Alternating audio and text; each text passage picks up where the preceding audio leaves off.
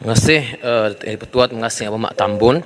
Bila menyebut tentang soal tata kelola, pengagihan projek, perolehan dan sebagainya, banyak isu-isu yang dibangkitkan sebelum PRU yang ke-15 yang lepas.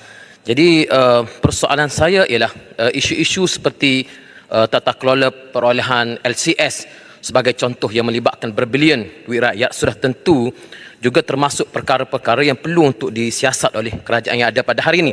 Tak boleh kita bercakap soal pengagihan projek semata-mata tanpa kita bertindak kepada proses sebelum daripada ini. Soalnya, bilakah tindakan-tindakan akan diambil terhadap proses tata kelola yang telah disebut sebelum PRU 16 yang lepas? Kerana kita melihat kerajaan yang ada pada hari ini seolah fokus kepada isu yang melibatkan pembangkang semata-mata.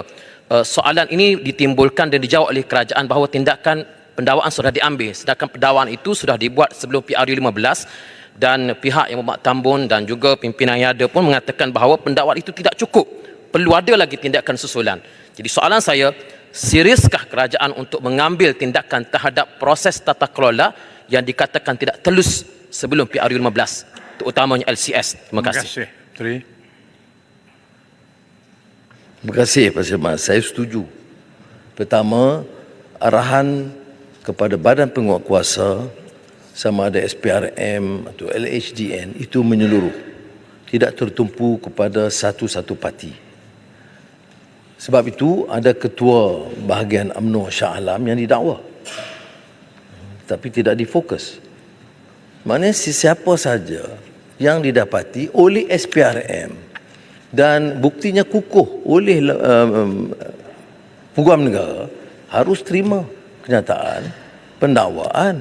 Janganlah bila kita ambil tindakan oleh kerana LCS tu kononnya melibatkan beberapa orang UMNO, itu perlu. Arahan saya ada. Arahan saya termasuk LCS dan saya ada di antara orang mengatakan pendakwaan peringkat awal LCS walaupun diakui ada pendakwaan, tapi saya setuju. Ia tidak cukup kerana skandal itu skala besar, ketirisan berlaku dan mesti ada tindakan susulan. Jawapan yang diberi oleh SPRM, dikata peringkat kedua itu mereka akan teruskan, tapi bukan urusan saya yang Muhammad Pasir Mas untuk mendalami dia, tanya selebih daripada itu.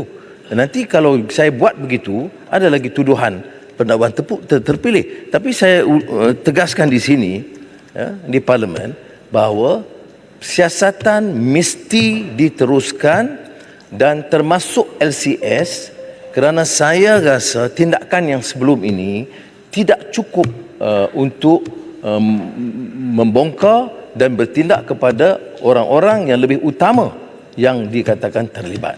Jadi biar siasatan itu diteruskan. Dan saya mengambil kesempatan juga untuk menjelaskan, kita bercakap soal keadilan, kita tolak kezaliman dan fitnah, ya. Jangan hukum orang tanpa bukti. Maka kalau ada tindakan, jangan hukum saya.